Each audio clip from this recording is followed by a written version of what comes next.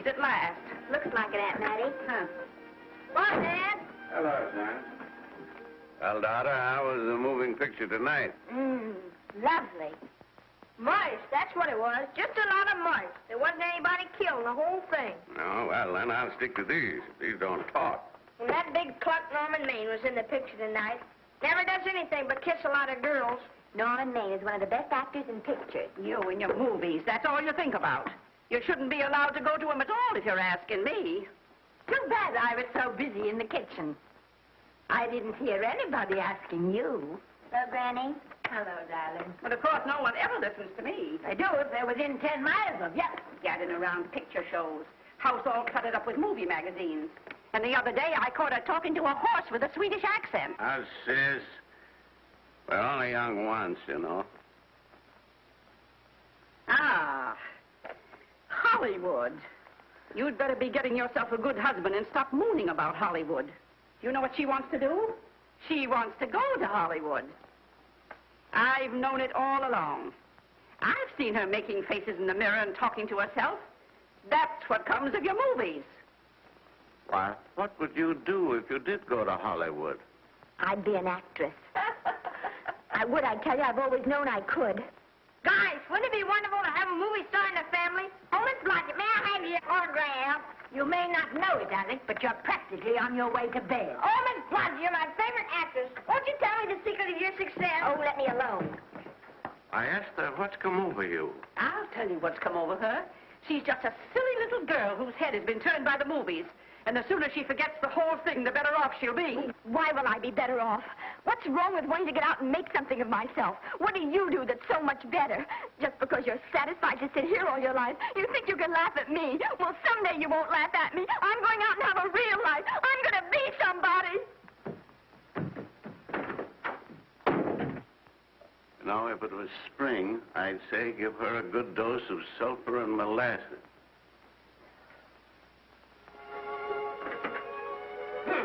I thought I'd find you. Oh, stop that. Now, stop crying. That isn't going to do you a bit of good. Oh, I'm crying because Aunt Mattie and Alec make me so mad. Oh, Alec and Aunt Mattie. Fiddlesticks. They're not important.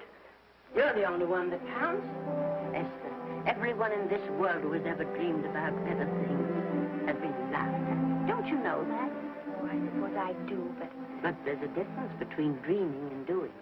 The dreamers just sit around and moon about how wonderful it would be if only things were different. And the years roll on and they grow old. And by they forget everything, even about their dreams. Oh, I don't want to be like that. I want to be somebody. Oh, yes. Oh, yes. You want to be somebody. But you want it to be easy. Oh, you modern girls, give me a pen. When I wanted something better, I came across those plains in a prairie schooner with your grandfather. Oh, everyone laughed at us. They did at all the other pioneers. They said this country would never be anything but a wilderness. We didn't believe that. We were going to make a new country. Besides, we wanted to see our dreams come true. Oh, Granny, it must have been wonderful. It was wonderful. But don't you think for one single minute that it was easy, Esther Blodgett.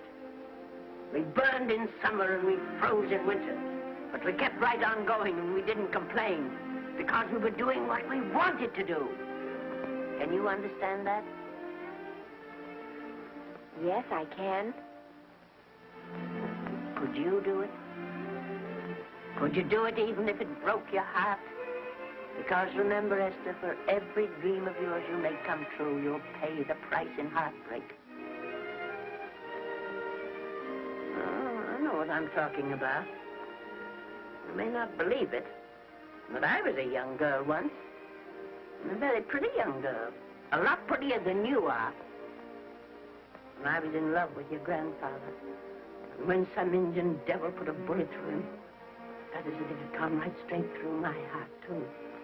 But I remembered all he taught me. And I went right on. I buried him out there on that wilderness with my own hands. And I went right on that same day. And I kept right on going. Even when your mother was born. Oh, Granny, I want to make it worthwhile.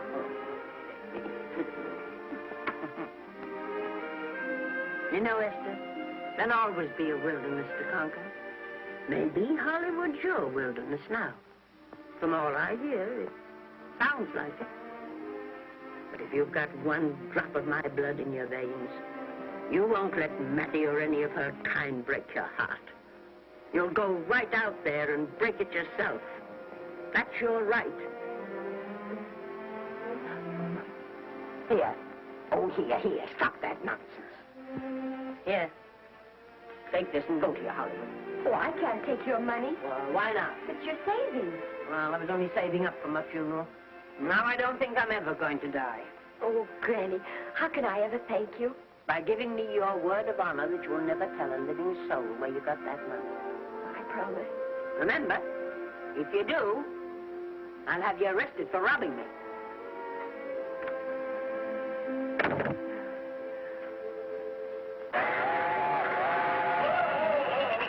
Here we are. Help me, Granny. Oh, I can make it, dear. Oh, thanks. No, I kissed Dad goodbye. Just a little kiss. He didn't even wake up. I bet you didn't try that on your Aunt Mattie. Oh, Aunt Mattie. Think of her face when you tell her. I am thinking about it. I've waited for that chance for 30 years. There she is, girl. Oh, thank you, cousin.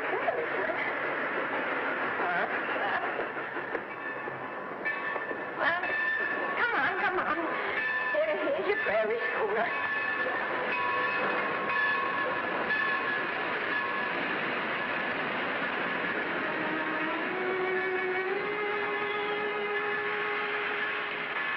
All aboard. Oh, Granny. Go on. Goodbye, Granny. Goodbye. I'll be waiting for you in those movie pictures. Don't tell Mattie. You know, my eyes are not as good as they used to be, but my ears are all right. So you remember, talk up good and loud. All aboard. Bye. Bye. Bye, Granny. Bye.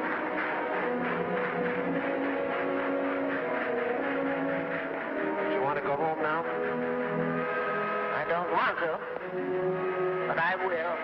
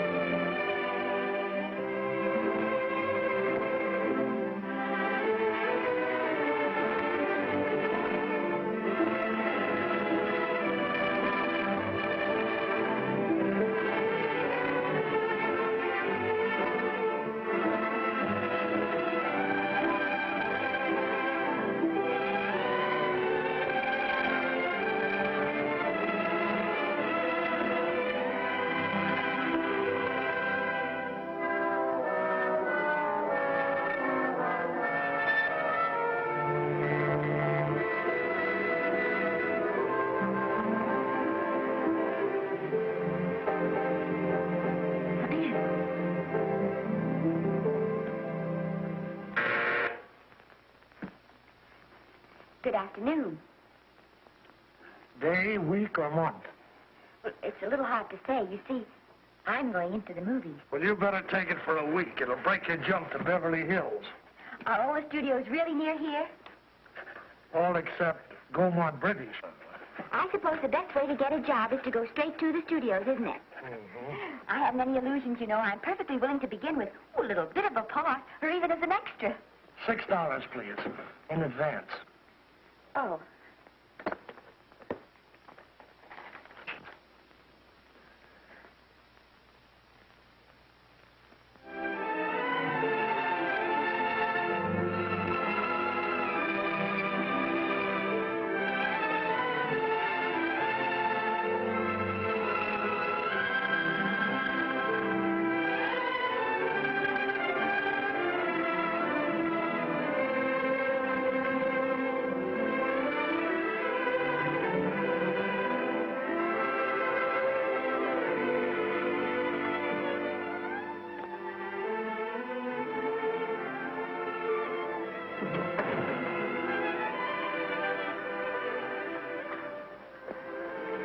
I beg your pardon.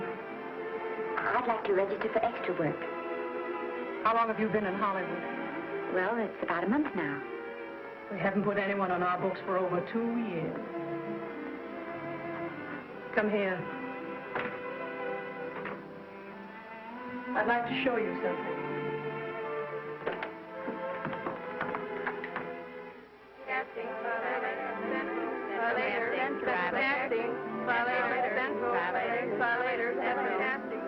Every time you see one of those little lights flash, it's somebody asking for a job. Every time you hear them say, try later, it means there isn't any job. You can't keep the girls at the switchboard long. They go crazy. Every one of those little lights thought it was going to be a star. Still want to go in the movies?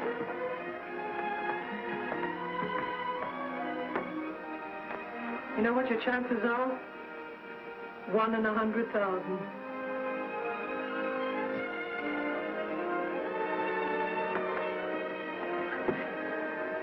But maybe I'm that one.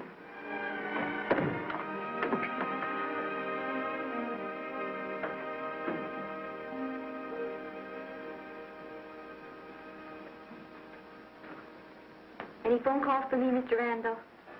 Oh, no. Jesse Lasky and Sammy Goldwyn must be writing letters instead. How's the luck today? There wasn't any. Maybe you don't go at it in the right way. Now take Danny McGuire here. He knows the ropes. Don't you, Danny? Sure, I've had him around my neck for years.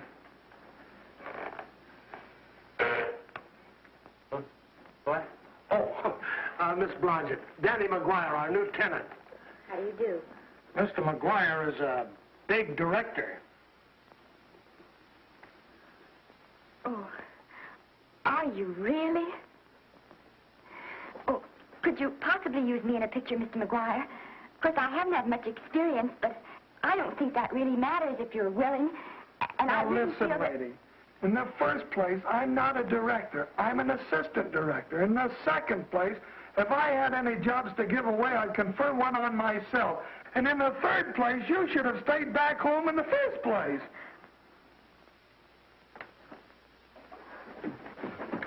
Oh, no, look what you've done. Hey, wait a minute. Hey, don't be that way. Don't do that. Gosh, I didn't mean to get tough, but a guy thinks he's being kidded when somebody asks him for a job and he hasn't got one for himself. After all, I'm not a big enough shot to hurt your feelings. I'm sorry. It wasn't just that. It was a lot of things. Looking for a job every day and never getting any nearer to it. I guess I was beginning to get a little scared. I know. Lady, do I know. Well, there's only one thing to do for that feeling when you're tired and sunk and down to your last nickel. Come on and I'll buy you a drink. Well, it's not as bad as down to the last nickel. I've still got $11 left. $11? You're going to buy me a drink. Come on.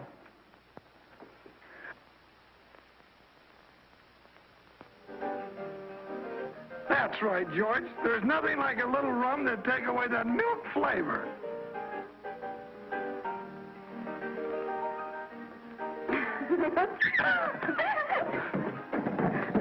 I beg your pardon. Certainly.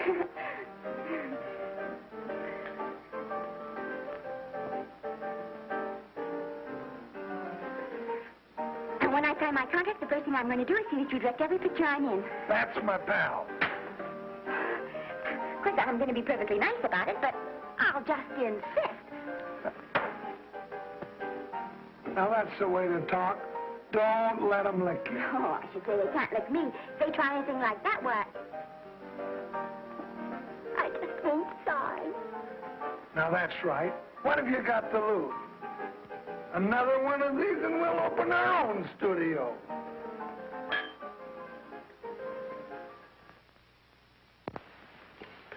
Bill rendered $24.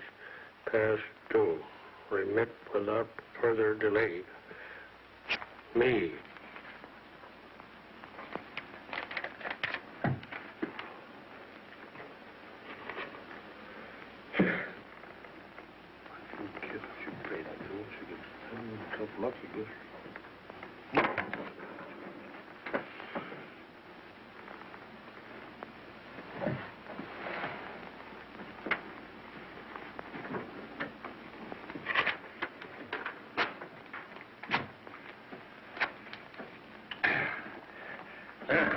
Fifth race. Try cap.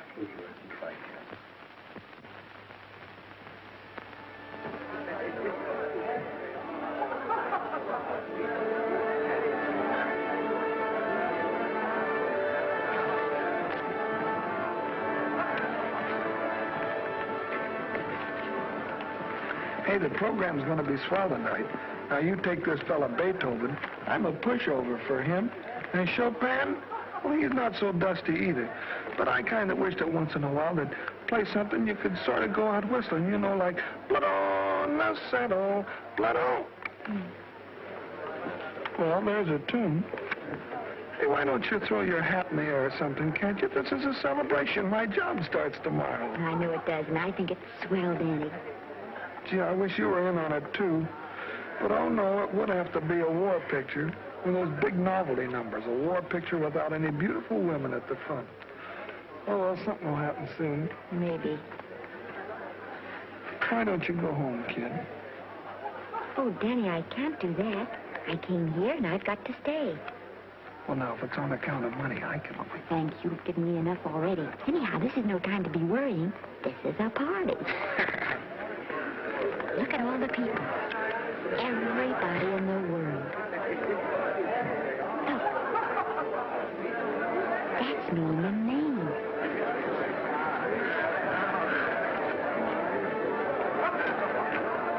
And he seems to have had that one extra cocktail.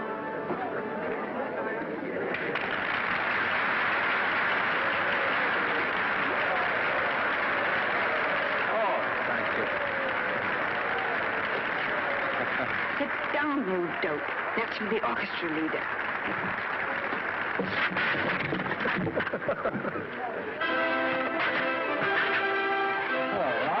Hello, Norman. Oh, Mr. Maine. Mr. Maine, put your arm around Miss Regis. Arnold, this is a Hollywood bowl. Oh, afraid of crowds. Go on, get out of here. What's the matter? You getting too big to bother with photographers? Don't want any pictures taken now. Oh, is that so? What's the person I take it anyway? Well, shove that brownie number 2 of yours down your throat. Thank you, Mr. Maine.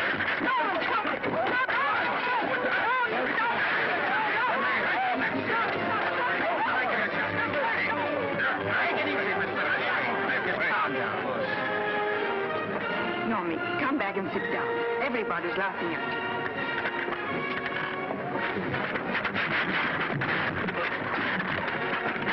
All right. Hi, Norman. Is he always like that? Well, I suppose he has to sleep sometime. Oh, and he's so wonderful on the screen.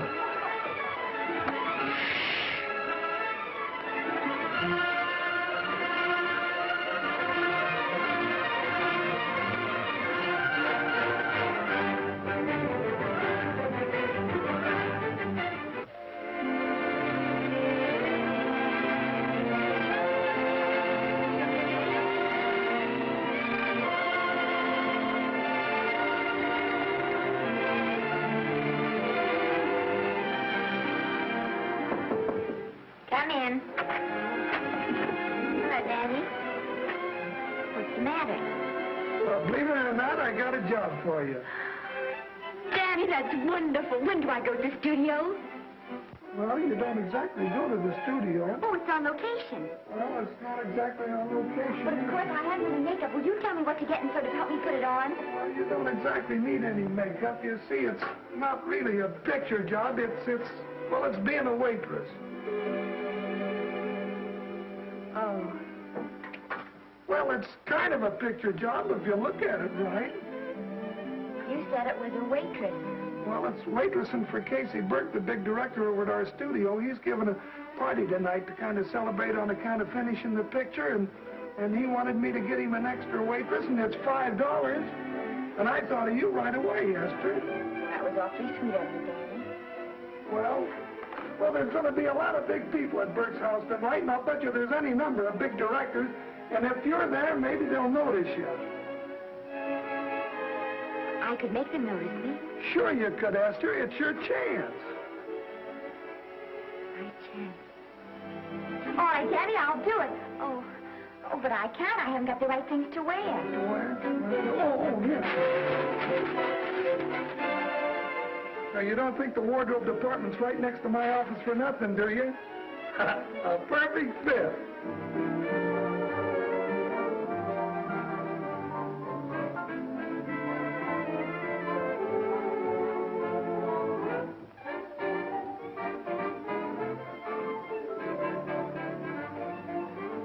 Did you get to the preview last night? I did. Would you like a little hors d'oeuvre? They are very nice. Oh, thanks. Well, what did you think of the picture? They should have saved it for Thanksgiving. What a turkey.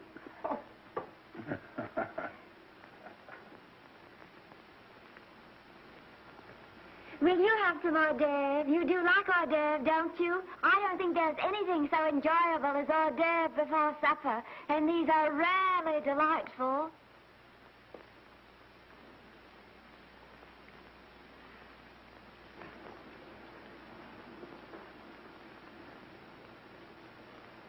And at the finish, the kid turns around and sings a lullaby to its mother. Pardon the big boys, but would you like a little hors d'oeuvre? They say they're the best in town. Don't tell me. I know. Mae West. That's a great twist. But where are you going to find a 2-month-old baby that can sing? Hello, Oliver. Oh, hello, Casey. You want to fire me now? Wait till you see the picture. I'm not a director anymore. I'm a male nurse. What's the matter with the picture? A guy by the name of Norman Maine. His work is beginning to interfere with his drinking. Oliver, don't tell me I'm to direct his next picture, too. Mm-hmm. You were my favorite producer. Now, wait a minute. You just go right on with your directing. I'll take care of these stars. I know how to handle them. I had a serious talk with Norman after that Hollywood Bowl occurrence, and you don't have to worry any more about his behavior. Excuse me, Mr. Niles. Mr. Libby of your publicity department is on the telephone. He says it's most important, sir. It's about Mr. Maine. Thank you. Oh, it's probably just some little thing. Of course, Oliver. I'll turn on the radio and see if they've called out the National Guard yet. Hello, Libby. What's the good word?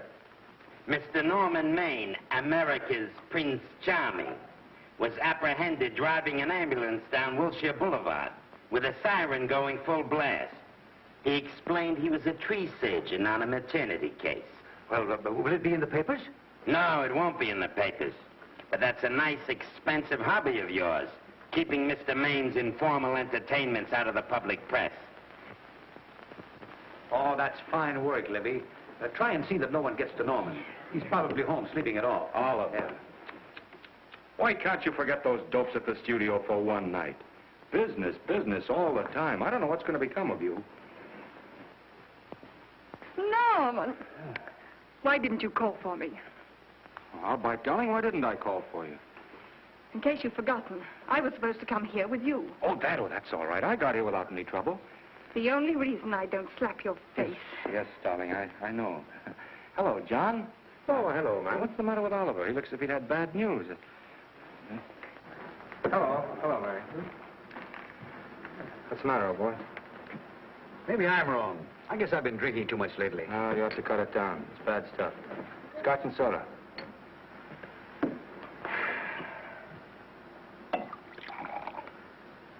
Come on.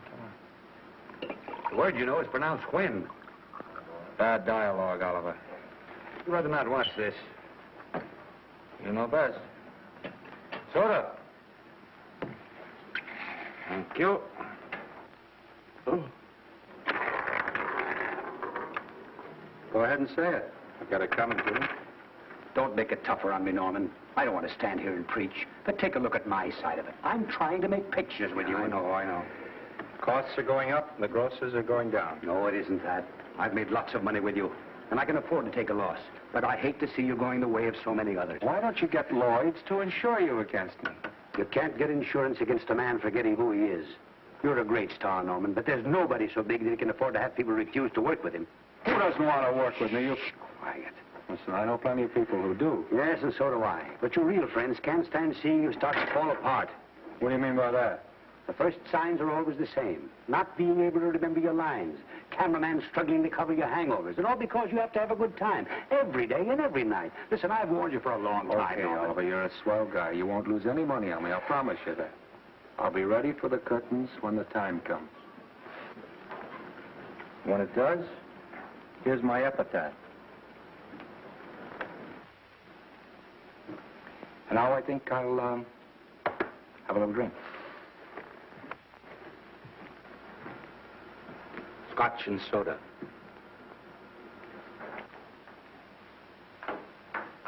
Scotch and soda. Ooh.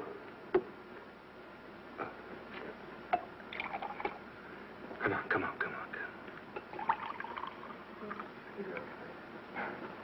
A little soda? Caviar? No, thanks. Yes, pardon me. Ah, lovely. No, I mean the caviar. Mm-hmm. No, don't go away. I'm starving. Really. Which would you take? I don't know. You know? I don't know either. It's hard to choose. I think I'll take caviar. Mr. Maine doesn't care for any more. Do you know me? No. Well, Normie doesn't care for any more.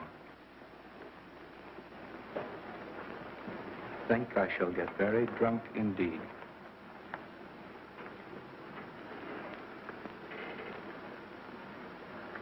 Scotch and soda. Sorry, I have something.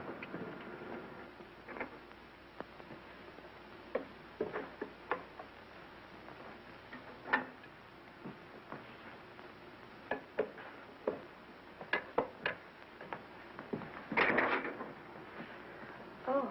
Mind if I help?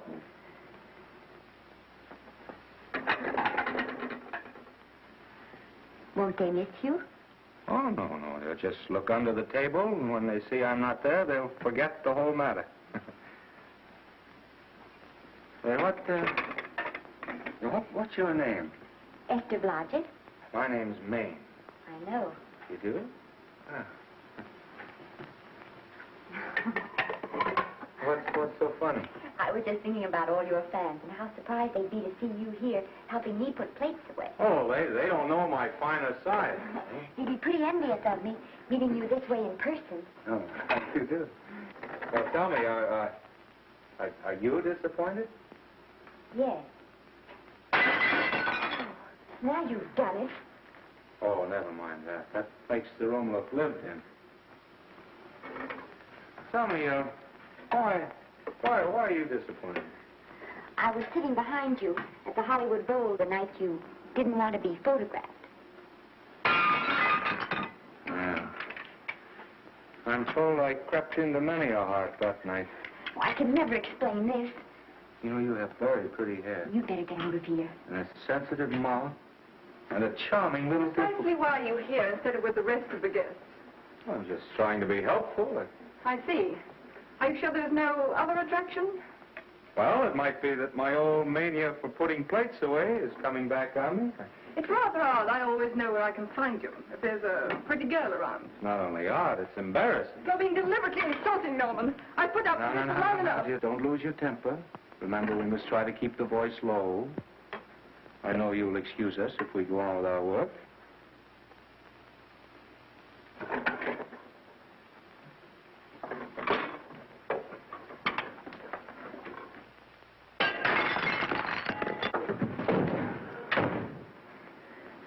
Now see what you've done.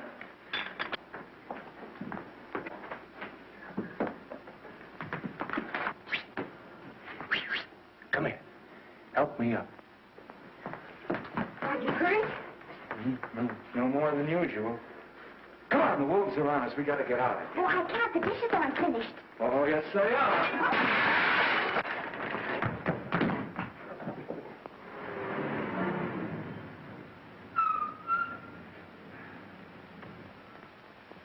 Well, I bet I know what you're going to say now. What? Good night. Good night, and thanks. Hey, wait a minute. Hey, you realize that all I found out about you is that you're foolish enough to want to go into pictures? But why is it foolish? Look at you. Yeah, that's what I mean.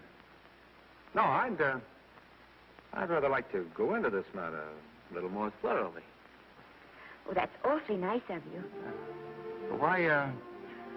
Why don't we go on up to my place and talk it over? Oh, no. Thank you very much, but I really must say good night. Good night. But you're not angry. No. I'm hungry. Well, why don't you go and get something to eat? Good night, Miss Blodgett. Good night, Mr. Maine. Wait a minute. Peter, the least I can do is to see you to your door. Will I see you again? I hope so. Has anyone ever told you that you're lovely? Well, now you know. Thank you.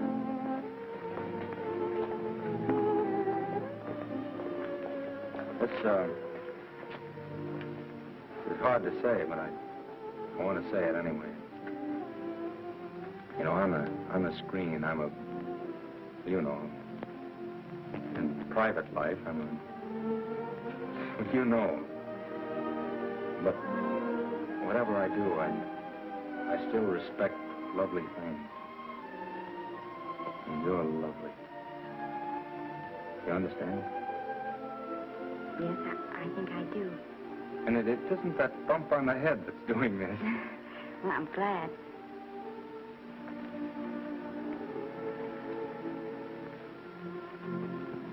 Good night. Good night.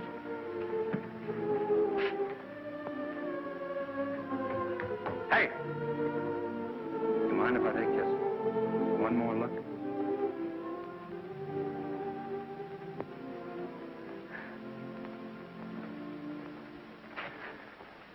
Go away. Quite impossible. I wouldn't even consider it. No.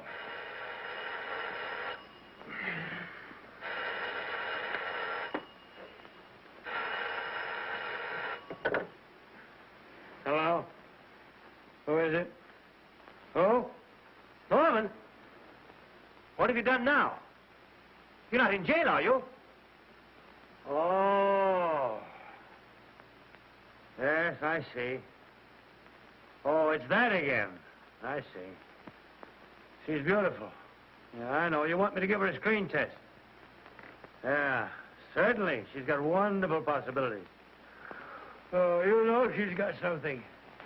Well, you knew all the other ones had something, too. Oh, no.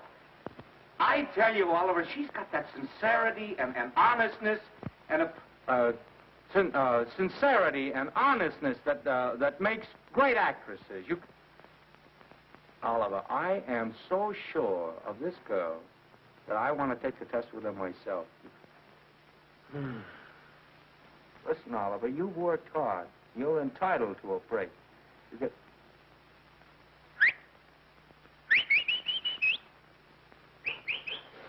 Yes, I heard you. Anything. Yes. Yes. Yeah. Oliver, look, you try to get a little sleep now, old man. Right. All right, boy. Good night. Now tell us.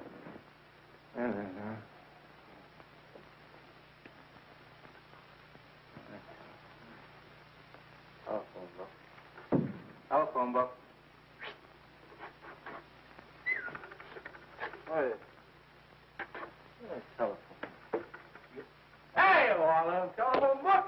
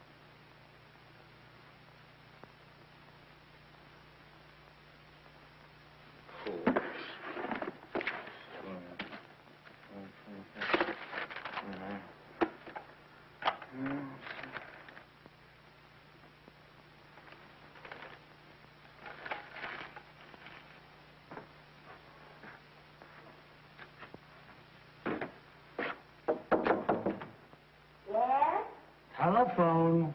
For me? Some drunk trying to be funny says he's Norman Maine. Oh, thanks. I'll be right down. And Miss Blodgett, would you give him a message for me? Tell him it's 3 o'clock in the morning!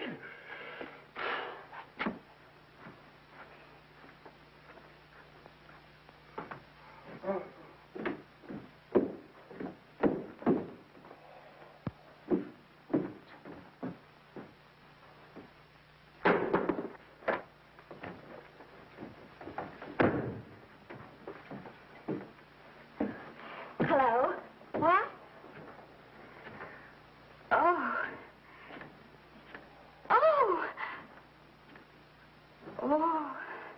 Oh, yes.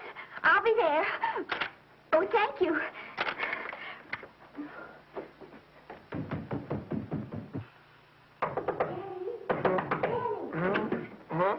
Daddy, what do you think? I'm going to take a test tomorrow, and Norman Maine's helping me do it. I'm taking one, too. Garble's assisting me.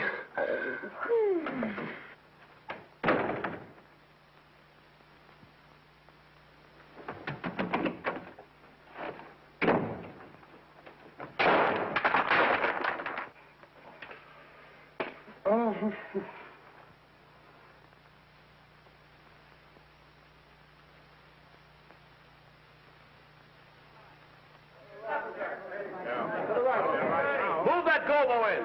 With a silk on that broad. No, the Yankee. Is this light too hot for you, Hanley? Okay, but cut down on the backlight. Put a double on that 90. Bring it down a little. That's it. Now pull down on that 150. Ready to take it. Get pulled down on that 150. Okay.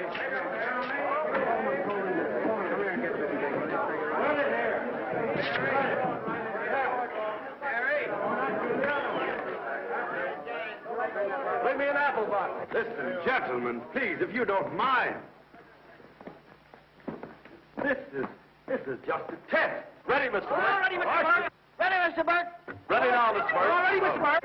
We're ready now, Mr. Burke. All ready, Mr. Burke. We're ready, Mr. Burke. All right, let's take it. Quiet! Quiet! Quiet! Quiet! Ready, Norman? Yeah. You ready, Miss, what's your name? You'll soon know your name, Esther. The whole world's going to know it. But I'm so scared. Maybe I better not try it today. Oh, come on. Now, don't be foolish. They all had to go through this. Harlow, Lombard, Myrna Loy, and now Esther Blodgett. All right. I'm ready. This is a take. Rolling. Quiet. Hey!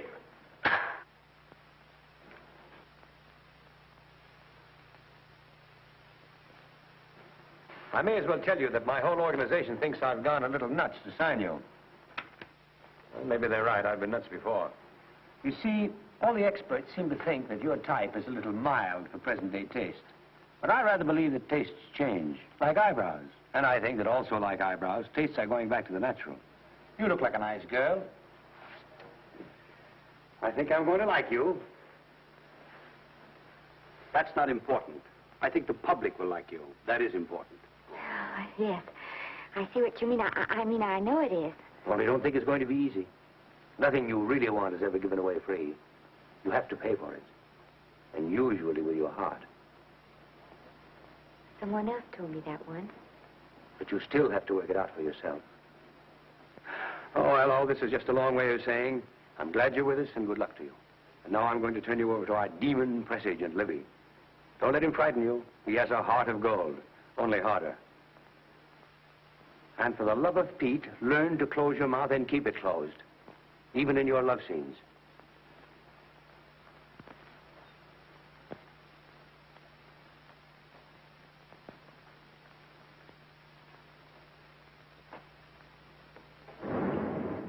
Are you a Russian? No, I was born in Fillmore, North Dakota. Oh, no.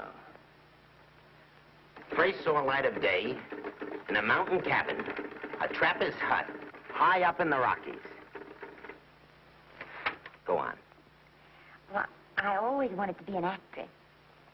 Dreamed of footlights as Lonely Kitty.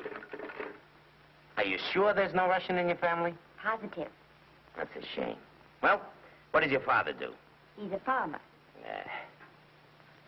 Social register-eyed father. Fed up with hypocrisies of 400, sought wilderness for consolation. There, amidst the mountain flowers, he raised another blossom. His lovely little daughter. What's your name? Esther Victoria Blodgett.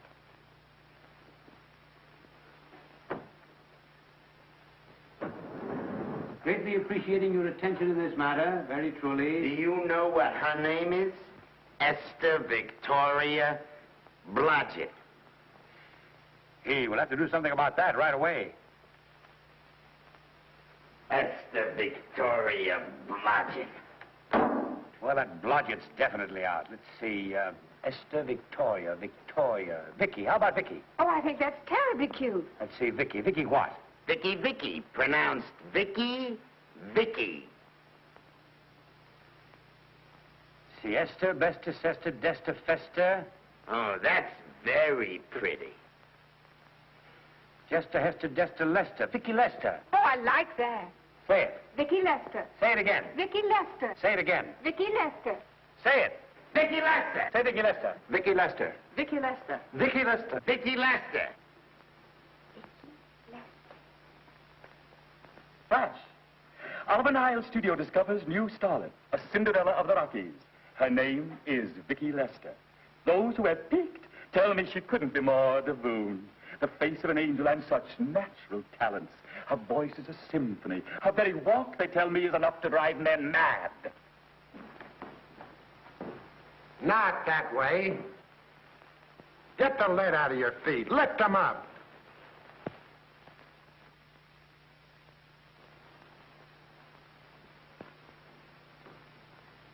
That's better. It's terrible, but it's better. The quality of mercy is not strained. It droppeth as the gentle rain from heaven. Cease. Through the mouth, my child, through the mouth. The nose is for smelling roses. Proceed. Does she have to look surprised all the time?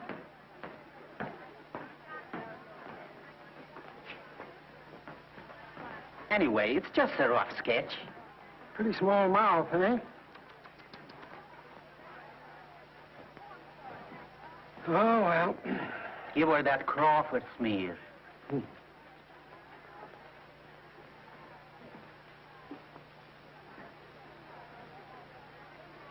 This'll give her that deeply... yeah.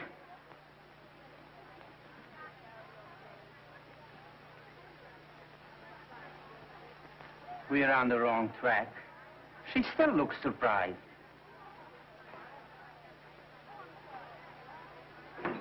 Listen, dress people, we're shooting on the set this morning, not in the commissary. Now, come on, snap into it. Acme Trucking Company? No. Mr. Smith is not in.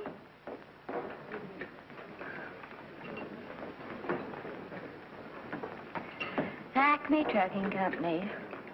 No. Mr. Smith is not in.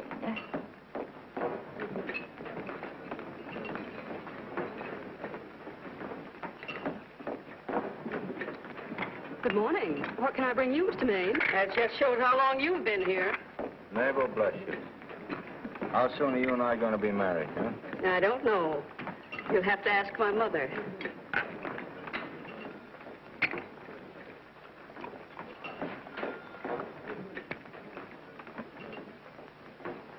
Acme Trucking Company? No, Mr. Smythe is not in. Acme Trucking Company? No, Mr. Smith is not in. Acme? No, Smith ain't in.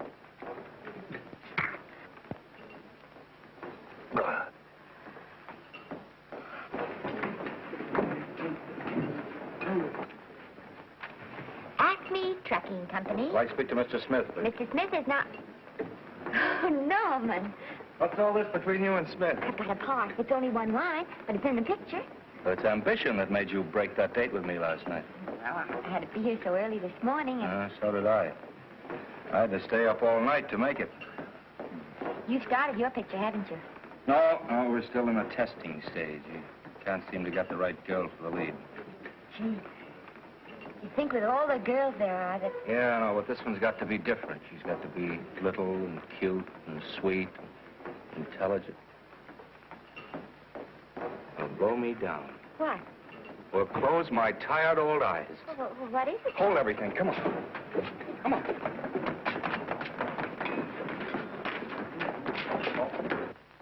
Well, you've been through the whole casting directory. I'll work day and night, Mr. Niles. And I'll work with her, Oliver. And I can be mean or nasty or anything you want, Mr. Niles. If she clicks, Oliver, you've got a star overnight. Okay.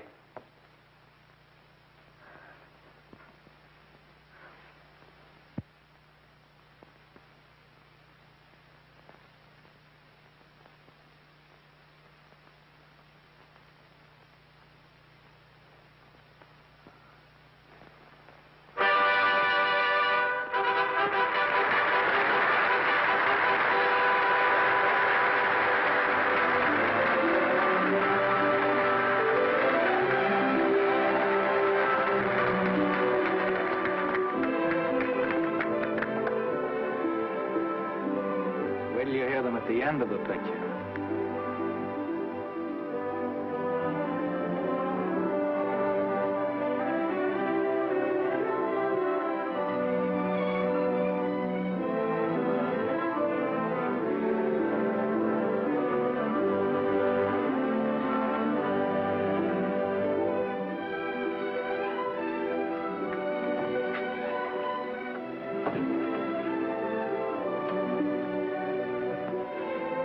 Do you think we were noticed? By no one. They're much too busy playing at croquet.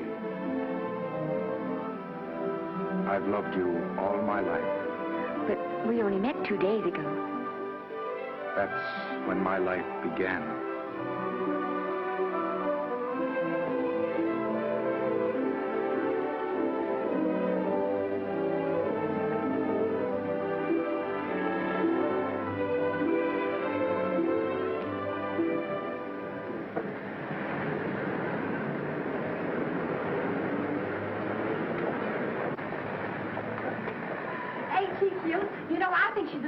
type I am, don't you? I think she's sweet. Well, it's Vicki Lester's picture, all right.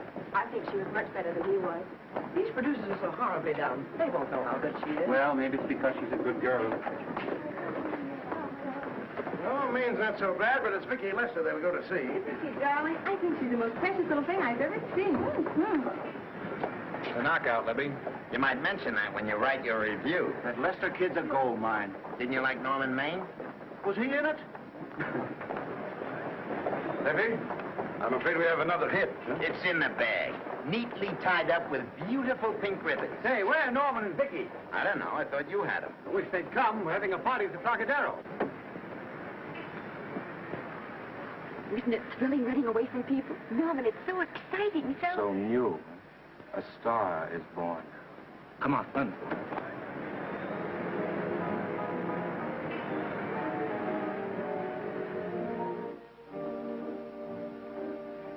It's wonderful, isn't it?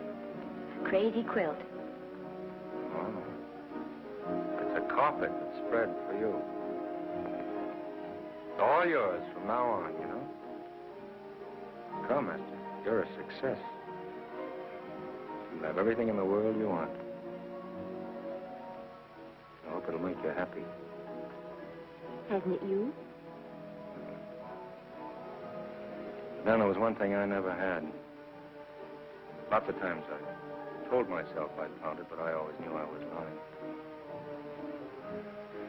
Still, I never stopped looking for it. Maybe it'll come. Well, I think it has come, Esther. I only wish it weren't too late. Oh, but it's not too late.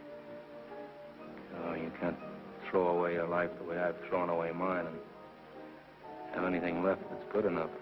No. You can. Norman, you can. You mustn't tell me that, Esther. I'm so afraid that I'll believe it.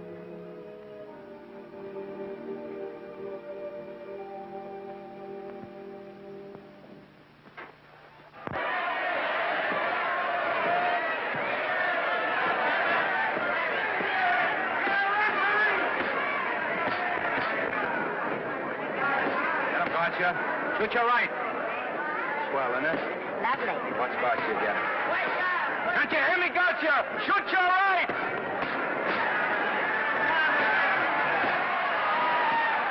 He's down! Gotcha got him! Gotcha got him! He did, didn't he? Yeah, but he'll be up, though. You like it? Sure I did. You like me? Sure I did. That reminds me, will you marry me? No, thank you. Come on, Gotcha, finish him. Why won't you marry me? Wasn't that dependable? Hey, shoot your right! Throw away your money? Break him up in there, break him up. Drink so much. Well, suppose I quit drinking. Yes? Come on, Gotcha, shoot the right in there, the right! Suppose I save my money. Yes? There he goes, let him have it! Suppose I became absolutely dependable on all occasions. Yes?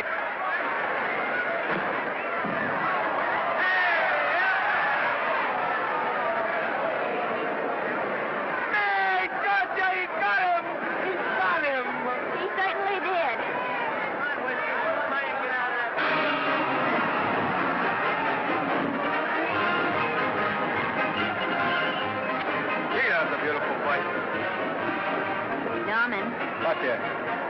Would you do all that for me if I said I'd marry you? No, certainly not. I was just supposing.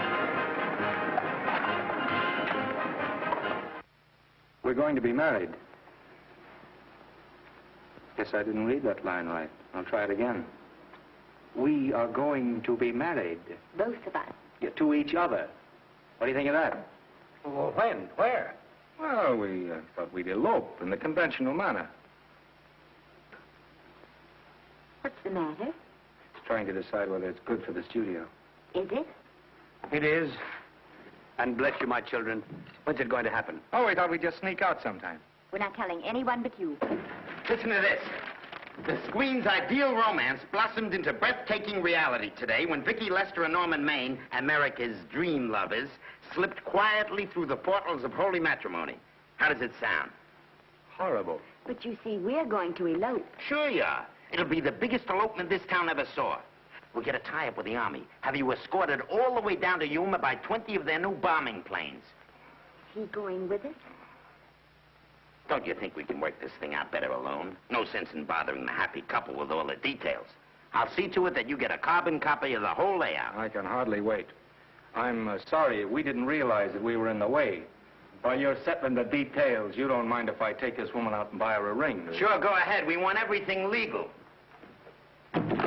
That's a charming match. A nice girl like Vicky. And public nuisance #1. Now, wait a minute, Libby. Norman's all right.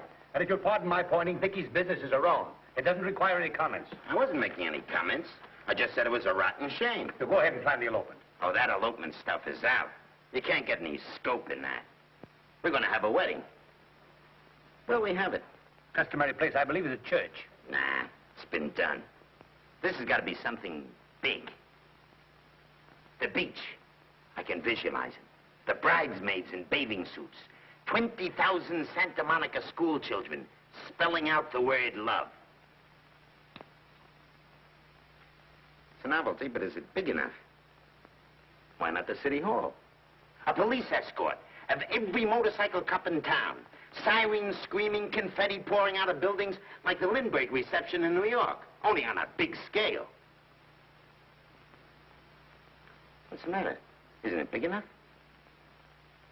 And now, if any man can show just cause why these two may not be lawfully joined together, let him now speak, or else hereafter forever hold his peace. Do you, Alfred Henkel, take this woman as your lawful wedded wife? Will you love, comfort, honor, and keep her in sickness and health as long as you both shall live? I will. Do you, I beg your pardon, do you, Esther Blodgett, take this man as your lawful wedded husband? Will you obey, serve, love, honor, and keep him in sickness and health as long as you both shall live? I will. Place the ring on her finger. Hurry, please. Now, by virtues of the power invested in me as Justice of the Peace of San Bardo Township, County of Los Angeles, I pronounce you man and wife.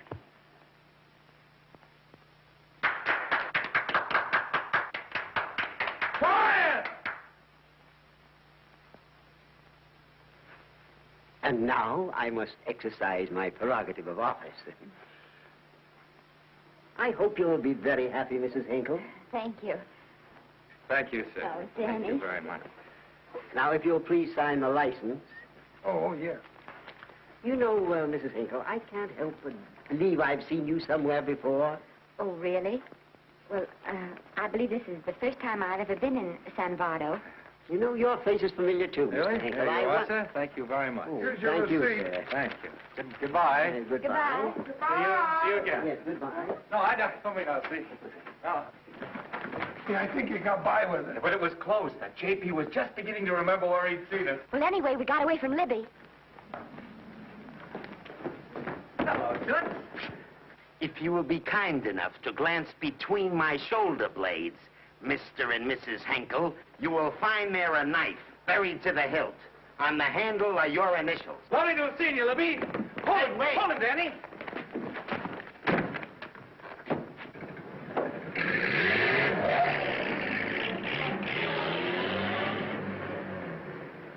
There go a couple of rats I raised from mice.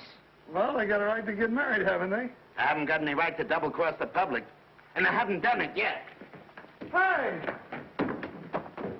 People versus Porky Washington. We're charged with violating Section 600. Young man, you're in contempt of court. Operator, get me the Los Angeles Tribune. I've a good mind to put you under arrest. Wait till I make the score. You wait, too.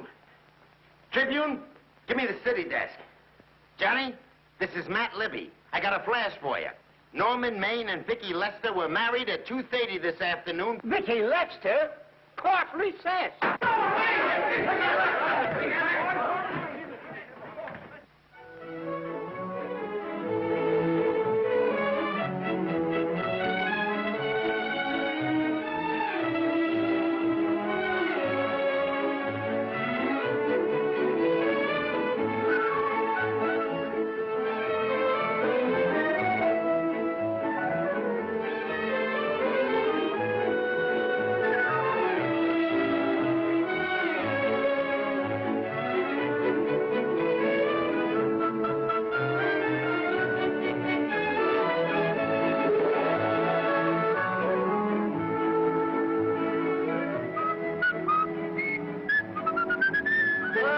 Give me a horse, a great big horse, a great big buckaroo, and let me wahoo, wahoo, wahoo!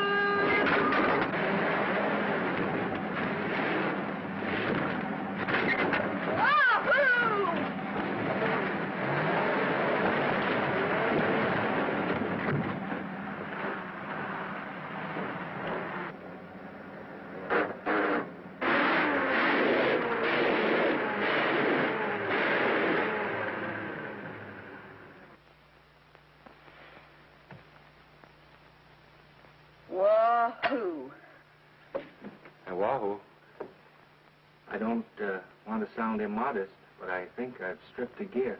Well, sit down, won't you, and let's get acquainted. We'll probably be seeing quite a bit of each other from now on. No. Might just as well break the ice now as later.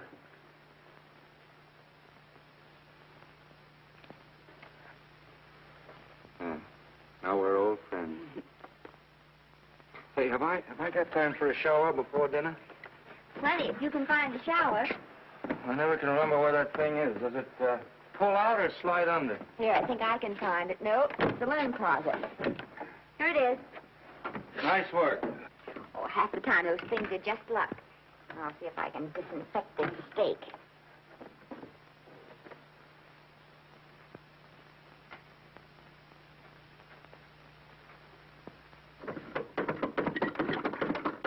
Hey, Esther, there's no soap. Here. Thank you. Oh, and Esther. Yes, dear? I'll need a washcloth. Oh. How you fix the cigarettes? And you know I never smoke underwater. Well, what do I do to make this thing work? Pull that gadget at the top and pray for rain. Well, I can't reach it. I can't get my hands up. If you've gone in there with your arms down, you'll never get your bath. Unless you're a contortionist. Yeah, well, I'm not a contortionist, and don't throw that up to me now. You knew it when you married me. Will you close this door, please?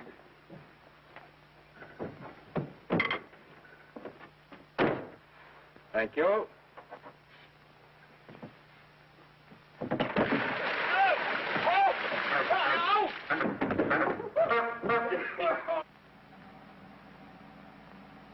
Norman! Norman, here comes the car. You got it? Huh? Here, quick! Quick what? Quick, go out and stop them and ask for help. Oh, I'll catch cold. Oh, you'll get warm again. Yeah. Don't you? They'll recognize me. Now, you keep your face down. Go on. There may not be another car for a week. What?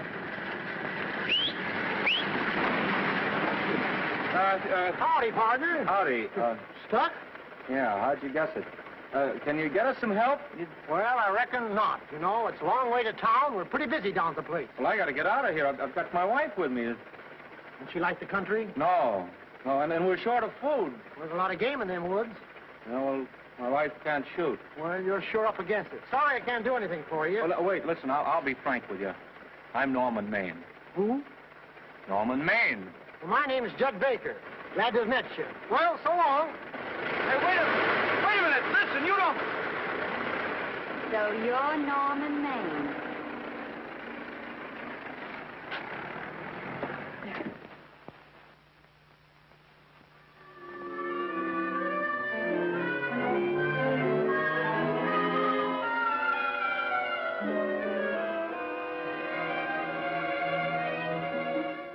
I got my prestige to look out for. I'm supposed to be the best publicity man in the racket. And they laugh themselves sick when I even try to get a decent mention of Maine. Yes, I know how sensitive you are, Libby, and I don't like to see your feelings hurt. Thanks, boss. Now, Vicky, there's a dish for free space. But if Maine swam across the Pacific, the papers would keep it a secret. Well, the exhibitors don't like him, the critics don't like him, the public don't like him, and I don't like him. Who likes him?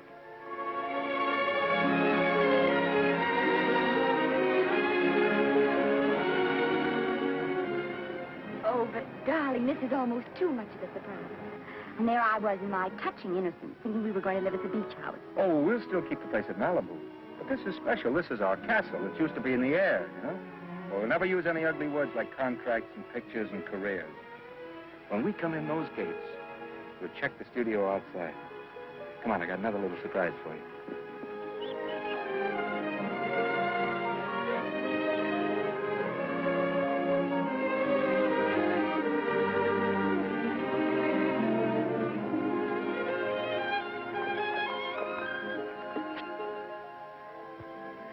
Oh, Norman, it's lovely.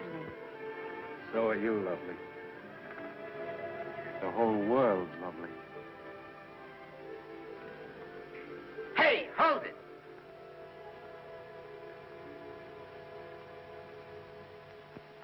That's it. Caption: their honeymoon never ends. All right, let's get some pictures. Now, if the bride will sit here and the groom stand behind her, we'll have something unique. Now let's go after something different. You sit down and she'll stand up. Pretty radical, isn't it? Yeah, but in a nice way. Okay, Otto, fire. Caption: their honeymoon begins anew. Ah, the producer. Caption: their honeymoon ceases abruptly. Hello, Oliver, glad to see you. No, I'm glad you're back. Thank you. Vicky, how well you're looking. Hello, Oliver. Am I interrupting? Yes, thank you. Just want a couple more pictures. That's enough of both of them. What they're asking for is exclusives of Miss Lester. Alone. Oh, I see. Well, come on, Oliver, let you and me get exclusive. See you later, Vicky. Well, don't worry, Otto. My camera smashing days are over. They ain't your only days that are over. Oh, hold that, Miss Lester. Gorgeous. Well, Oliver, how's the dividend situation? Very pleasant. I think we'll show $2 million on the next quarter. Oh, smart move of mine to sell my stock, eh? Oh, well, when you need money, you need it. Well, some people save up for just such an event. There's bound to be a rainy day occasionally. Yeah, but as a citizen of California, I've always refused to admit that. Yes, I know, but still it does rain. Well, anyway, you can thank me for some of those dividends of yours. Mm-hmm. Oh, can't you? Oh, sure. That was a little too quick, Oliver. What's the matter? The Enchanted Hour was a smash hit, wasn't it? Well, it made Vicky a star overnight. Yes, it should have. How about me? Oh, let's talk about business at the office, Norman. Beautiful pool you have here. Beautiful. Oh, now let's talk about it here. Didn't they like me? Well, maybe the pot wasn't just right. It was the best part of the year. Look, Oliver, you think I'm slipping? Can you take it? Yeah, go ahead. The tense is wrong. You're not slipping. You've slipped. Oh, my fan mail's still big. Norman. Fans will write to anybody for a photograph. It only costs 3 cents for a stamp, and that makes photographs cheaper than wallpaper. But every 25 cents they pay for a theater ticket buys them the right to be a critic. And your last few performances, Norman, have not pleased your critics.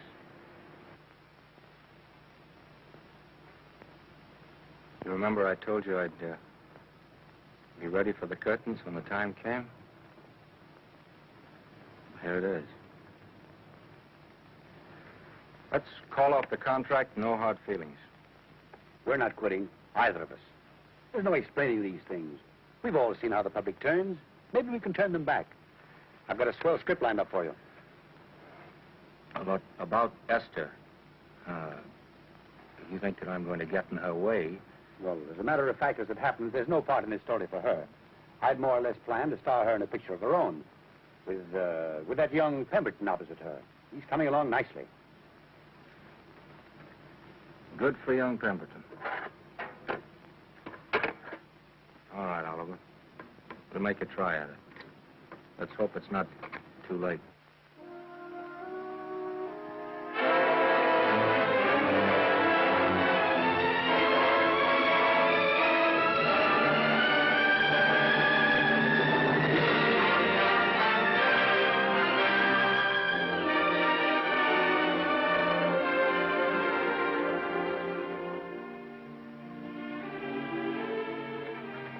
No argument.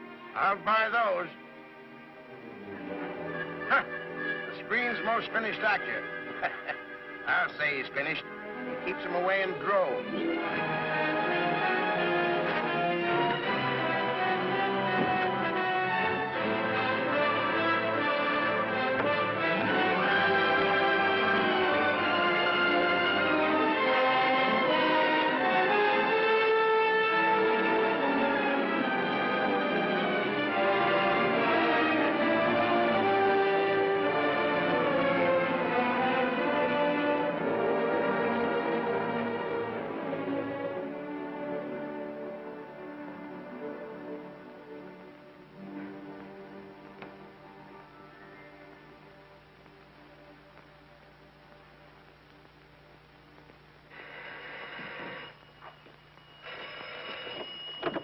Hello? No, Miss Lester isn't home as yet. No, I'm not the butler. But I can take a message just as well as he can, honest. Oh, is that you, Norman? Swell. Listen, Norman, this is Artie Carver. Hiya, kid. Swell. Say, I hear you're through with Oliver Niles.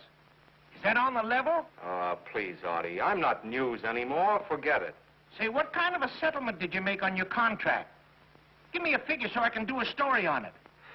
There was no money involved.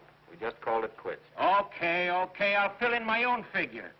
Say, by the way, I've been trying to get an interview with Vicky for 2 weeks, but she's always busy. How about you giving an old pal a break by speaking to her for me? Sure, I'll ask her. Swell. So long.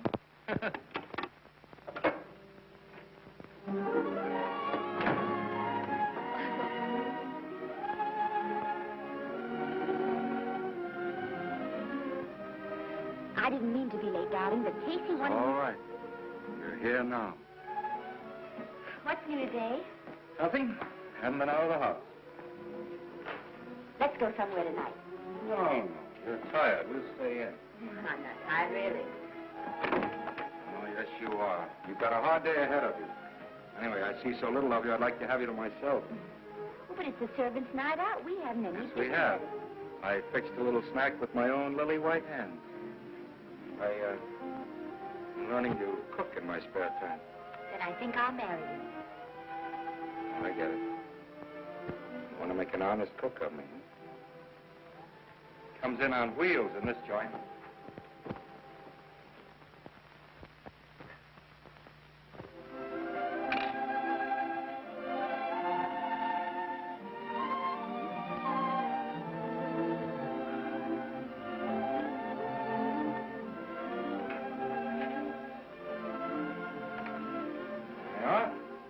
How's it look? Wonderful. Huh? That's what I thought. Now then, don't be formal, just pitch in. Yeah?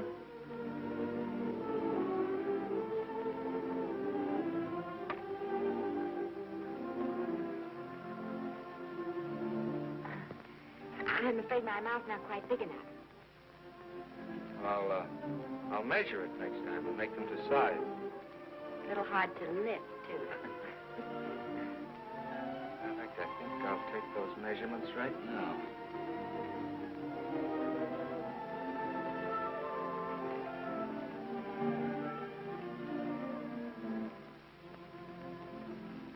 That's what I wait for. All day. That's why I rush home without even changing my costume.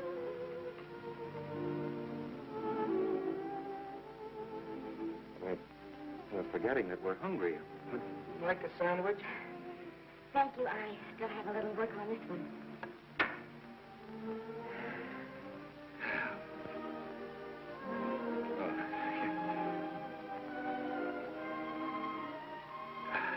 Norman, will you unhook my dress? I can't breathe. Hmm?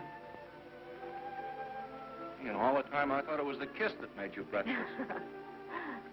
A lot of hooks. Huh? Why don't you have a zipper? That's a good idea.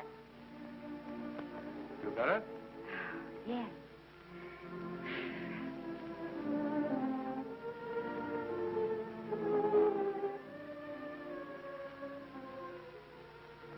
Don't look now, but I think that guy on your left is in love with you. I hope so.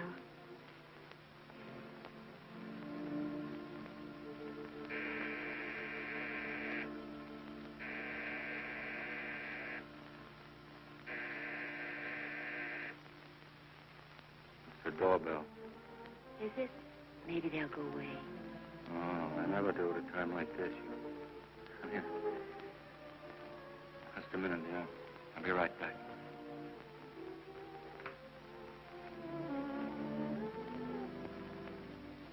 Does Vicky Lester live here? Yes.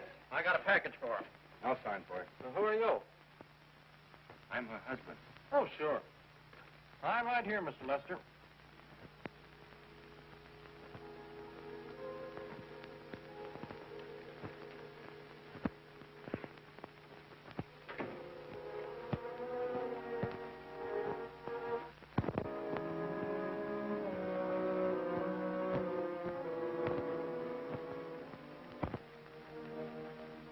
package for you. Oh, by the way, I forgot to tell you, they want you for a benefit at the Shrine Auditorium next Wednesday night.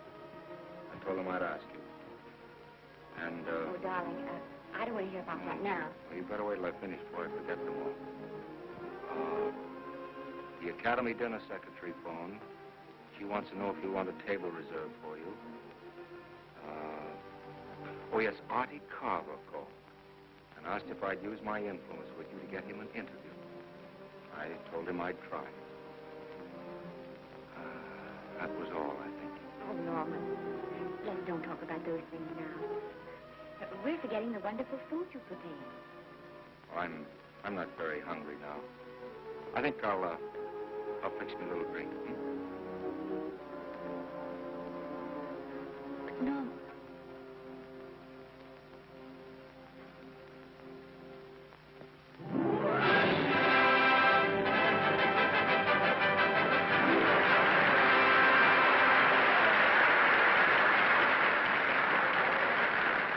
Norman would come.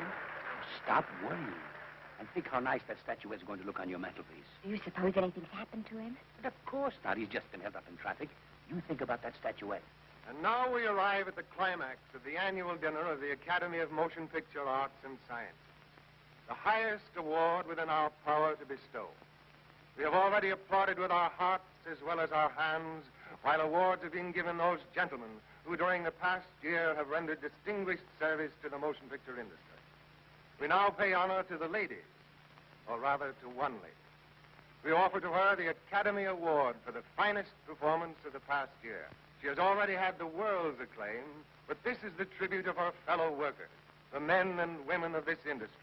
It is not only my pleasure, but my privilege to present this award to the actress who created the unforgettable Anna in Dream Without End, Miss Vicki Lester.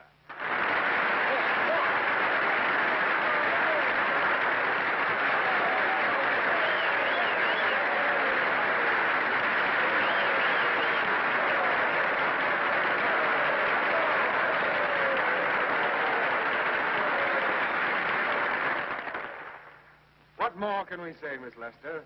This says it all for us.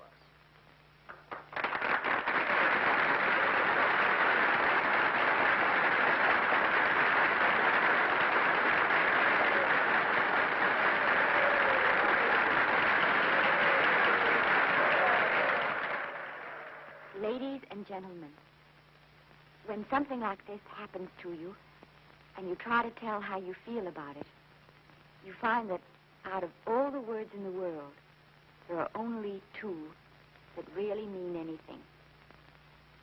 Thank you. All I can do is to say them to you from my heart. All I can do is to keep on saying them. Hey, that's fine.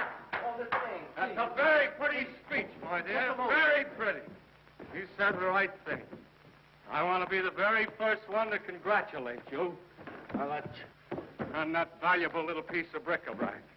Now I want to make a speech.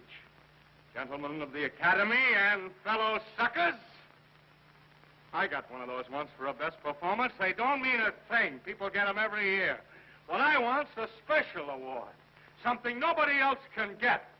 I want a statue for the worst performance of the year. In fact, I want 3 statues for the 3 worst performances of the year, because I've earned them. And every single one of you that saw those last masterpieces of mine knows that I've earned them. Libby, start the music. What I'm here to find out is, do I get them or do I get them? Now answer yes or no.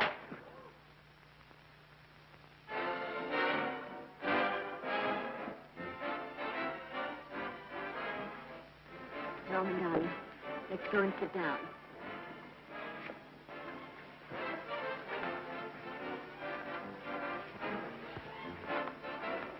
Come on, Norman, sit to that. That's for you, Norm.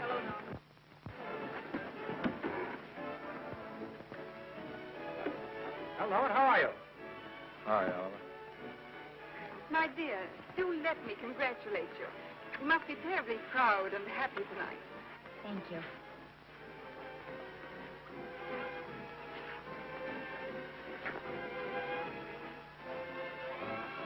Tony, give me a drink.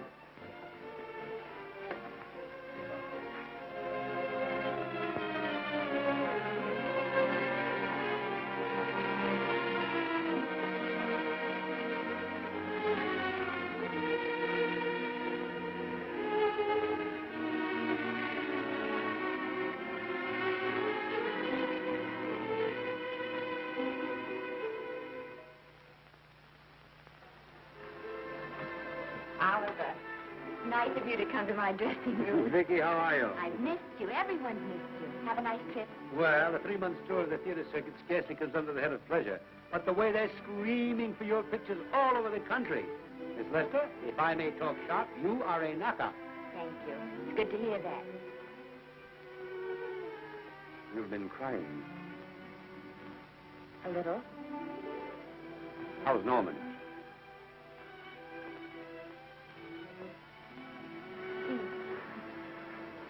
Well, he's trying awfully hard, Oliver. Letting Norman leave this studio was the hardest thing I ever did. There was nothing else I could do. I know. Has he been... Is he all right? He's gone to a sanitarium. He really wants to stop drinking. And I think he could only... Well, perhaps if he could start working again, there would be some encouragement. Oh, Oliver, could you do that? Oh, thank you. But he mustn't ever know I told you. He won't know, and you mustn't worry. I want you to keep up your good work in this picture. I'll try, Oliver. That's the one thing I can do for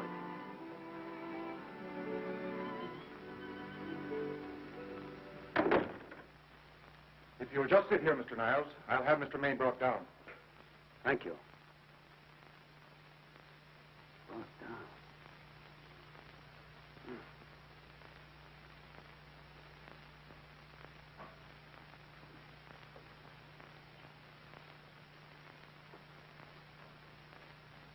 Hello, Oliver. Welcome to Liberty Hall. Hello, Norman. Well, no, Mr. Niles isn't slipping me a case of scotch, Cuddles. This is just a handshake. This is Cuddles, Oliver, my social secretary. We go everywhere together. How are you feeling, Norman? Fine. Getting along remarkably well, Cuddles tells me. He says you ought to see some of the boys. Let's sit down. Yeah. Cuddles, we really don't need you. Touching, isn't it? Can't bear to have me out of his sight. Are you comfortable here, Norman? Comfortable. It's positively luxurious. They even have iron bars in the windows to keep out the draft. How much longer are you going to be here? Oh, well, I'm really cured now. I'm just staying on for an extra week or two to get in good shape, you know. After all, there's no particular hurry to return to the cameras. That's what I wanted to talk to you about. I've got a script with a fine part for you in it. Oliver, that's great. That's great. Who plays opposite me? Well, it is not exactly the lead. Young Pemberton's doing that. But I tell you frankly, I consider your part better than the lead. Oh, I see. It's better than the lead. Well, of course, it isn't terribly long. But it's one of those parts that makes an impression on you. They'll be thinking about you all through the picture. Mm-hmm. Well, the thing is, Oliver, I'm pretty well set at another studio. I'm not at liberty at the moment to tell you which one. You know yourself how those things are. Of course. But it's a big picture. It's one of the biggest of the year. Mm-hmm. And the part. Every actor in Hollywood would give his teeth to play. Well, that's fine, Norman. Naturally, that will tie you up for a while. But we won't get to this picture for some time. And perhaps, if you want to consider it for later on, well, we'll be... I'll tell you, Oliver, you'd better not count on it. See, I've got several pictures lined up after this one, and they're talking to me about England. You know, they're doing some very interesting things over there, you know. Mm-hmm. Hey. What is it, Cuddle? Speak right out. We all love you. For dinner. Oh, here we dine at 5:30 here. It makes the nights longer. Well, goodbye, Norman. I'm glad to see you getting along so well. Be out in no time. I'll have to introduce myself all over to a lot of people. They won't know me when I'm not drinking. Goodbye. Goodbye, Norman. Thanks for dropping in. Well, Cuddles? Alone at last, eh?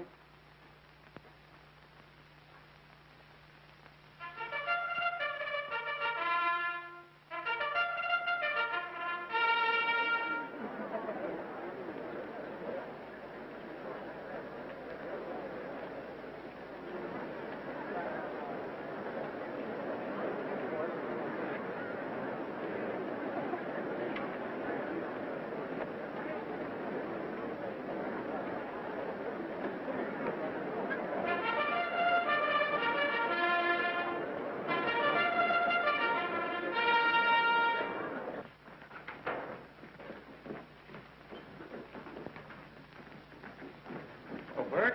Sam? How are you, Marion? Oh, hello. Hello. Hello, Normie. Glad to see you. How I hate to run into these has-beens. They give me the creeps. Me too. He was good while he had it. And he had it quite a while. Hello? Hello, Mr. Maine. I haven't seen you in a long time. Oh, I've been resting. Ginger ale, please. Ginger ale and what? Ginger ale and ginger ale. A new leaf? A whole new book. Thank you. Scotch straight. Hello, Libby. Why, it's Mr. America of yesteryear. Do they let you wander about now without a keeper? Oh, sure. I'm a trustee now.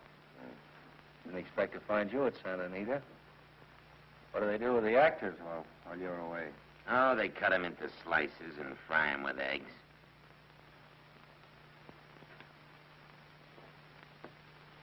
I suppose you'll be here all the time, now that you've retired from the hurly-burly of the silver screen.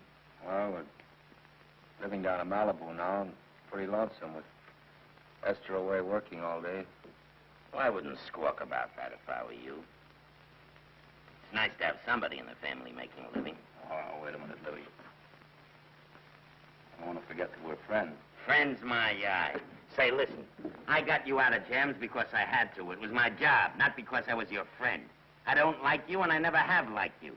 Nothing made me happier than to see all those cute little pranks of yours finally catch up with you and land you on your celebrated face.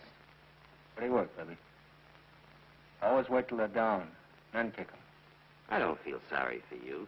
You fixed yourself nice and comfortable. You can live off your wife now. She'll buy you drinks and put up with you even though nobody else will. Wait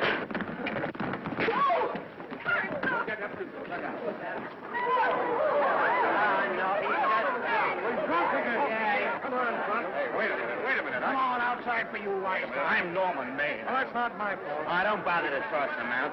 He's harmless. All right, Mr. Libby, if you say so. Sure, let him go. What can he do? He can't fight any better than he can act.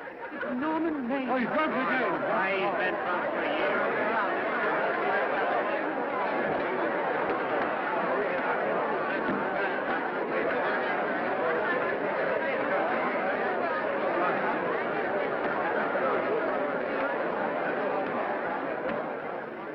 Give me a scotch. Double. Leave the bottle here.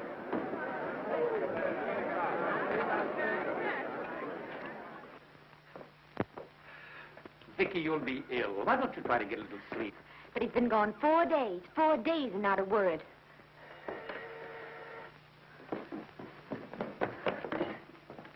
Oliver, I can't. I just can't. Hello? No, this is Oliver Niles speaking. What? Where? Thank you. What is it? Nothing. Oliver, tell me. He's in the night court. He's been arrested on a drunk charge. Now, he's all right. He isn't hurt. I'm going right down and get him out. I'm going with you. Vicky, it isn't any place for you, and if it gets in the papers, What do there'll I care about the papers? I'm going with you.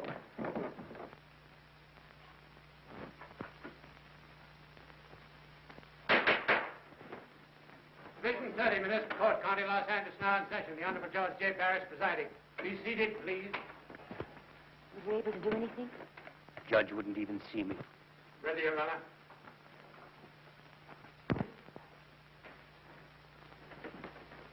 I want to advise you that you're entitled to be represented by counsel, to be confronted by the witnesses that may testify against you, to compel witnesses to attend on your behalf to a public and speedy trial by the court or by a jury, and the right to be admitted to bail.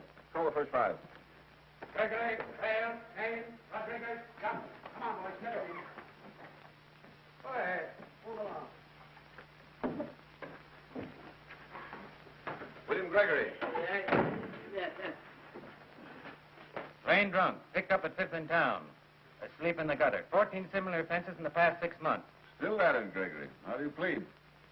I don't feel so I ask you how you feel. I ask you how you plead. guilty, I guess. When did you get out the last time?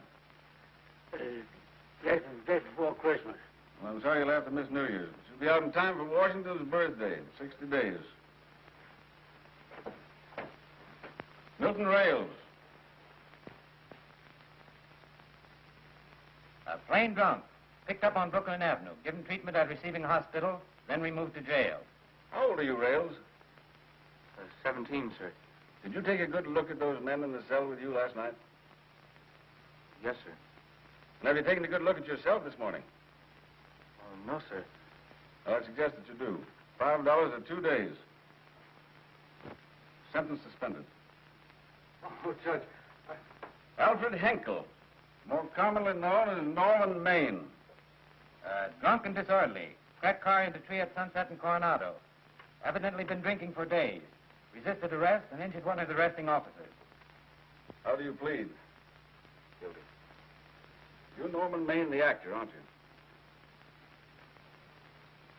You've come pretty low, haven't you? There isn't a man here who's had the advantages you've had. Look what you've done with them. You're nothing but an irresponsible drunk, driving about the streets with the power to inflict death or injury on innocent people. I think we'd better deny you that power for a while. 90 days in the city jail. Please wait.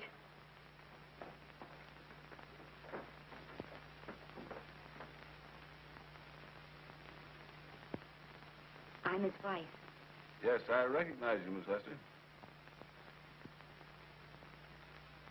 Please, Judge. I promise you this won't happen again. I'll be responsible for it. If you just won't send him there. You realize that this man, when drunk, is obviously a menace to public safety? And you realize, too, Miss Lester, the responsibility you'll be assuming to this court and to the Commonwealth. I do. Sentence suspended. Prisoner remanded to custody wife. Thank you. You can get in at the jail entrance, madam. Jose Rodriguez. Plain drunk, picked up at 1st and Maine. Second offense. How do you plead? I think I'm guilty, Your Honor. 60 days.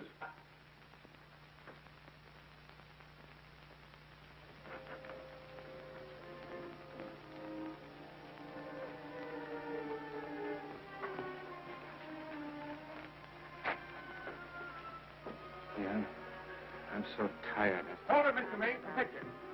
Oh, no. What about a statement for the press? Oh, no, please.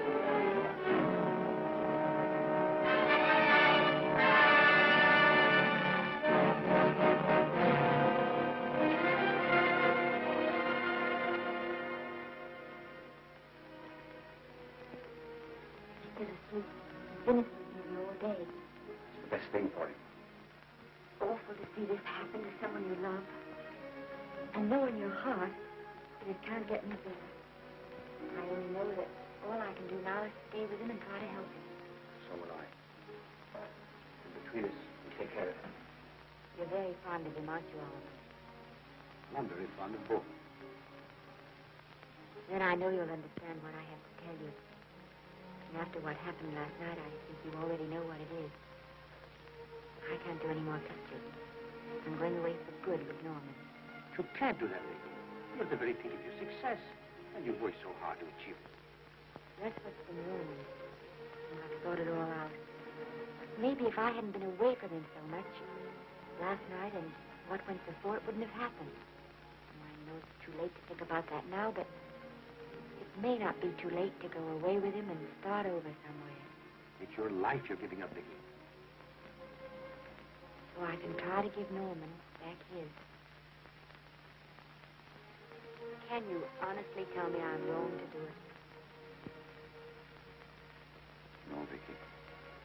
I cannot honestly tell you that. Then there'll be no more Vicky Lester.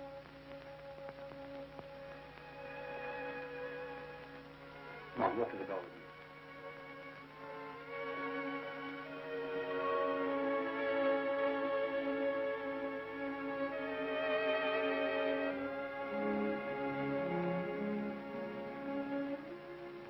Goodbye, Vicky Lester.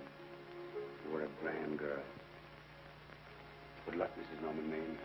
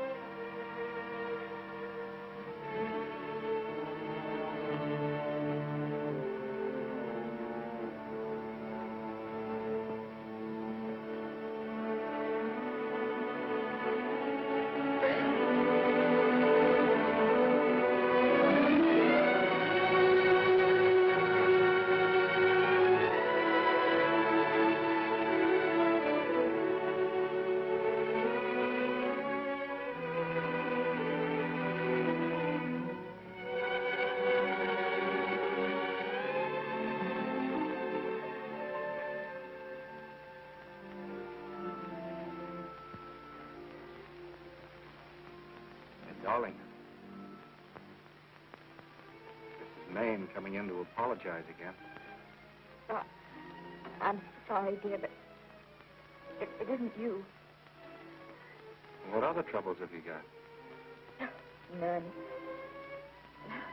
I was just playing a scene with myself. Now, look.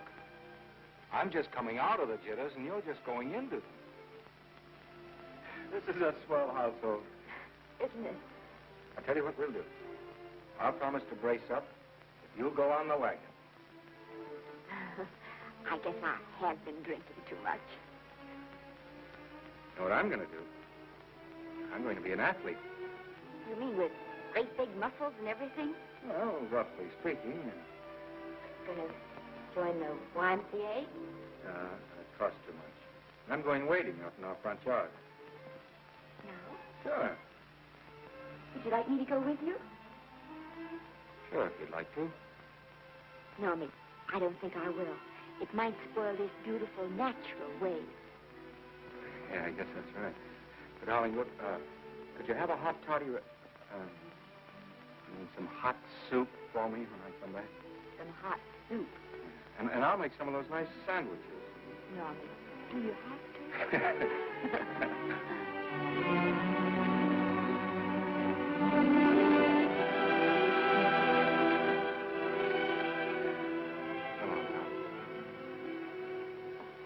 I don't stay in too long.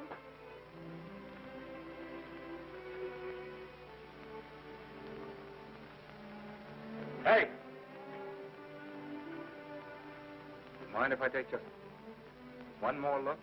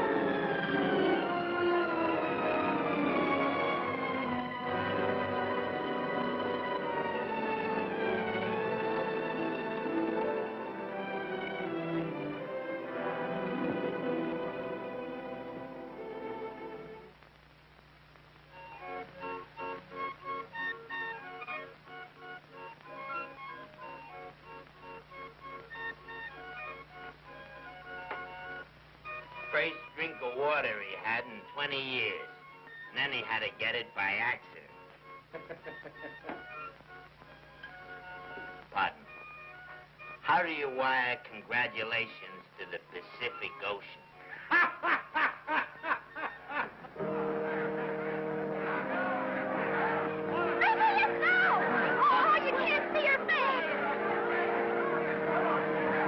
Hello, Vicky.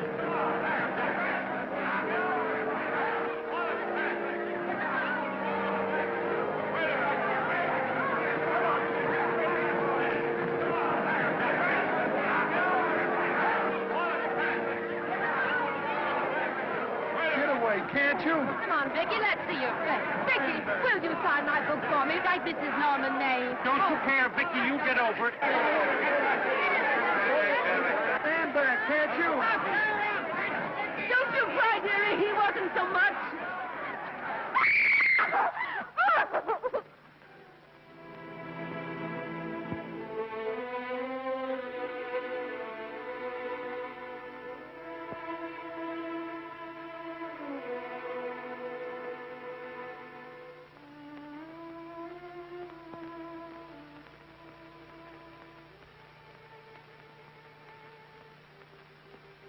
Do you mind if I take just one more look?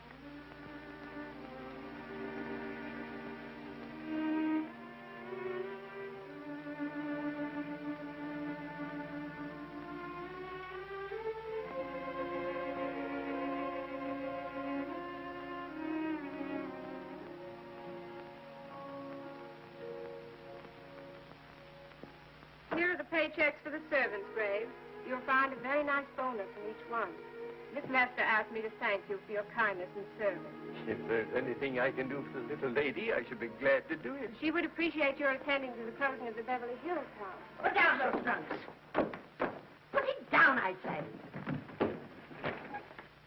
Well, where is she? In the bedroom. Who are you? I'm her grandmother. Get up.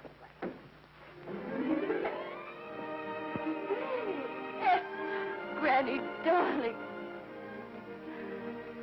Oh, I'm so glad to see you. What made you come? Oh, I know when I'm needed. Now get out of here. Go on. Get out of here, all of you. I want to talk to my granddaughter alone. I came just as quickly as I could. But I'm going home. I sent you a wire yesterday.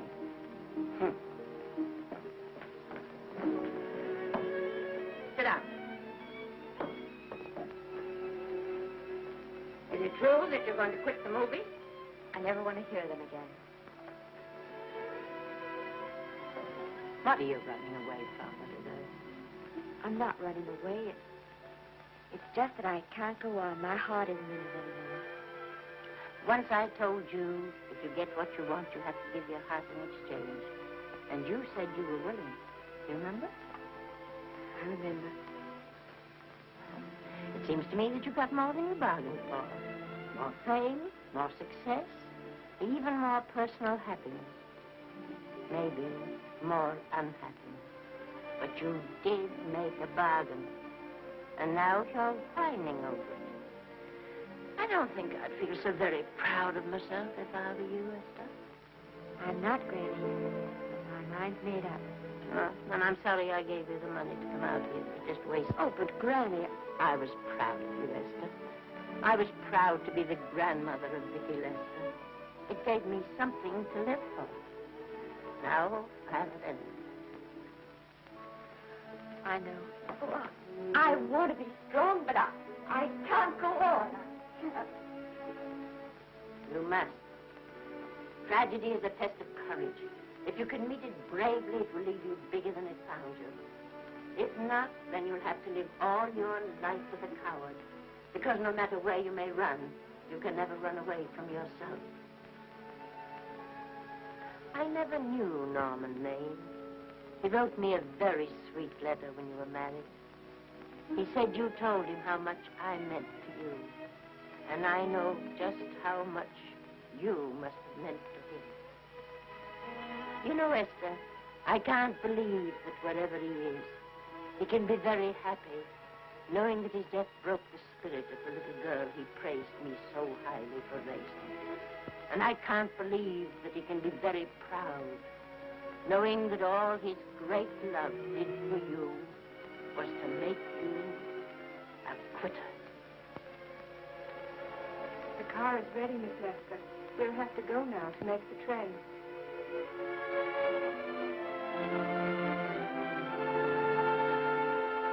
Put the car back in the garage.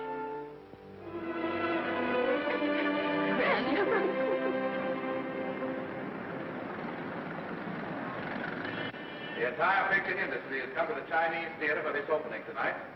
It has come to pay tribute to a great star on her long-awaited return to the screen in what has been called her greatest performance. It has come to pay tribute to the girl herself. The girl who has won the heart of Hollywood. The girl who has won the heart of the world. Miss Vicki Lester. And if I'm not mistaken, Miss Lester's car has just driven up. Yes, it is she.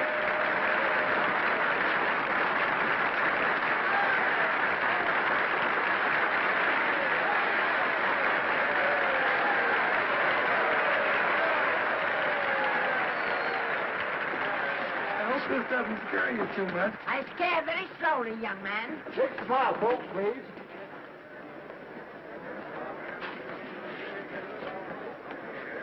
They'll have your mug, I mean your face, plastered across half the papers in the country tomorrow. How do I look? Oh, you look swell. You're a liar, but I like you. And here's Miss Lester's grandmother. Won't you say a few words to the radio audience, please? Say something, Letty. You know, we've got a thing like that back home where they all listen in on, but we call it a party line. Won't you say something, please? They're listening. Maybe some of you people listening in dream about coming to Hollywood. Maybe some of you get pretty discouraged. Well, when you do, you just think about me. It took me over 60 years to get here, but here I am, and here I mean to stay. Thank you very much.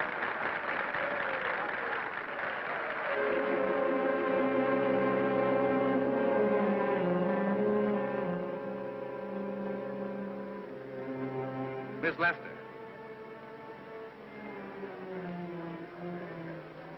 This microphone is on an international hookup.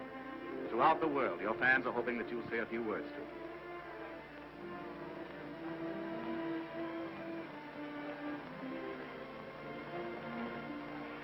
Hello, everybody. This is Mrs. Norman Maine.